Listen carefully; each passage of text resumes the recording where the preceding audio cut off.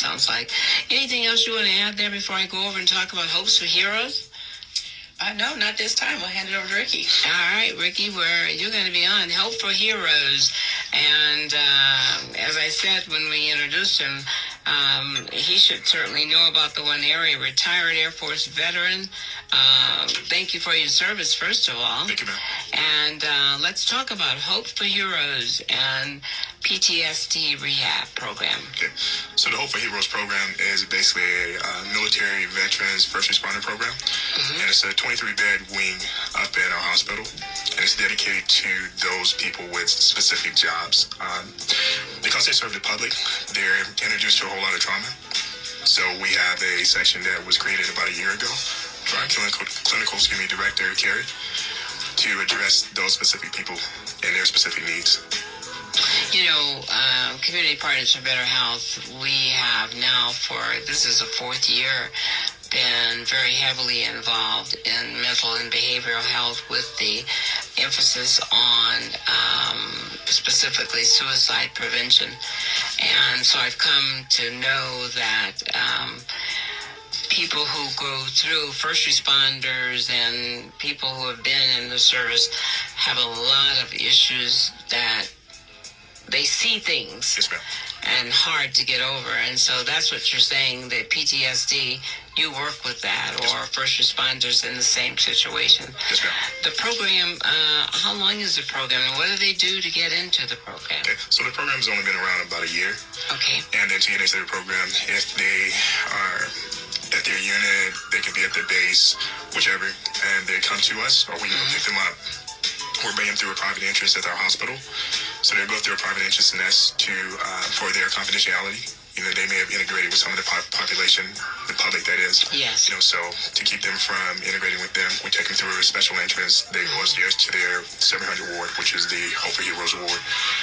And they're checked in. They are assessed at that time. And then depending on what the diagnosis is, that's when they're set up for their therapy. Okay, there again, you'll determine at the time of the assessment whether there's outpatient or inpatient, or is this totally an outpatient program? Well, this is the PTSD program is a 28-day inpatient program. Okay. But at that time when they're assessed, they can go to outpatient, inpatient. It just depends. Okay, on that particular person. Yes, ma'am. And their particular needs. So this started in September. How are we going so far? How's It's going pretty good. Like I said, it's a 23-bed ward. So that ward, constantly there's, I guess on average, maybe like 10 to 15 people there at a time.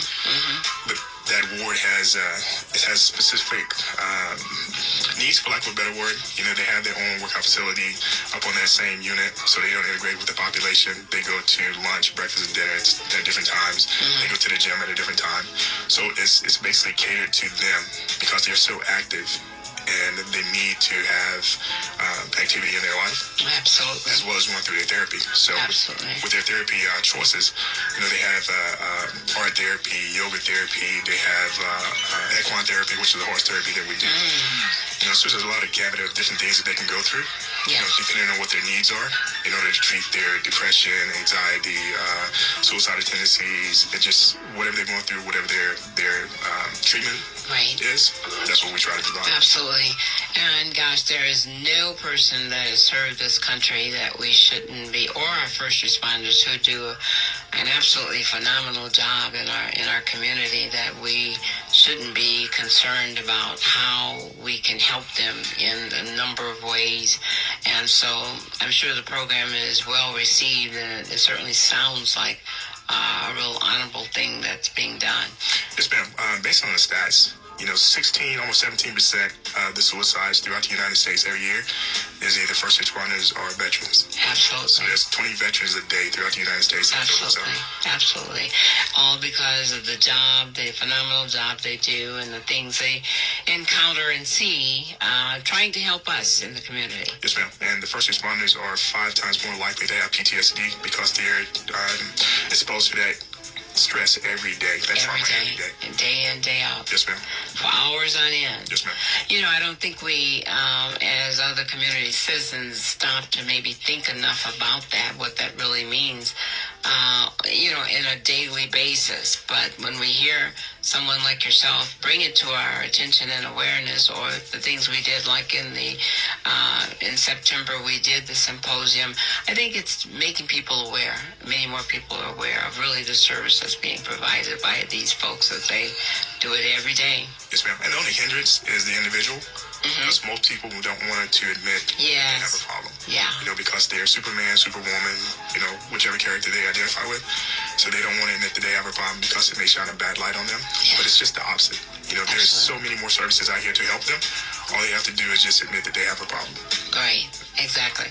Well, we're certainly urging anybody that's listening, or if there are family members that are listening and you know of someone in your family or your neighbor, or maybe they go to church with you, just encourage people, because like Ricky is saying, sometimes it's those kinds of issues around it, and I don't want anybody to know that will preclude somebody from coming forward. Yes, ma'am. But there's help available is the whole point. There's great help available, and it's not the end of the world. We can reach out, and there are organizations that are more than capable of walking you through. And I think the important word is moving through it.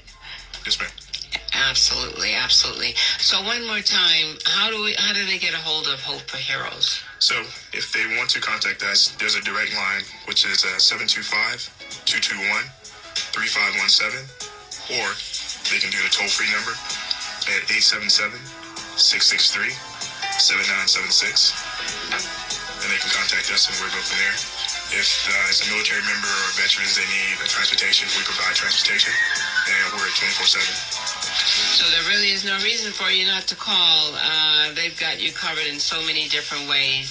Raylene, if you want to give one more time a phone number for folks to call, that would be great. Sure. So for all of the class that we're offering at the YMCA, you can call me, 702-759-1271. And if that class on the 20th doesn't fit with your schedule, I'll put you on a waiting list for the next class that I'll schedule. The grocery store tour is the 21st, Thursday, 9 to 10:30 at Albertsons. And for that one, you're going to call the registered dietitian at 703-674-8068. All right, our time is winding down, and gosh, it goes so fast. Listen, we're glad to have you here with us at A Healthier Tomorrow. This is your host, Celeste Fulmar, Chair of Community Partners for Better Health. Our words of wisdom for today: when you arise in the morning, think of what a precious privilege it is to be alive, to breathe, to think, to enjoy, and to love. We owe that to Marcus Aurelius. Have a wonderful day. Take care of yourselves, and we'll see you right back here at 88.1 for A Healthier Tomorrow.